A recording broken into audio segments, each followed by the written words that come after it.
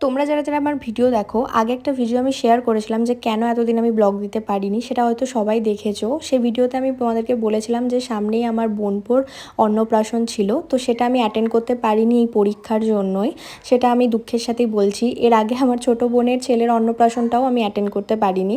তো সেই জন্য ওই পুচকুটার জন্যই একটা ছোট্ট গিফট কিনতে গেছিলাম। প্রথমেই লকেটটা দেখেছিলাম, বাট এই সেম লকেট আমি আমার বোনের ছেলের অন্নপ্রাশনেও দিয়েছিলাম। তো সেই জন্য ওকে যেহেতু ওই একই গিফট দিয়েছি, তাই ওকে আর এই একই গিফটটা দিলাম না।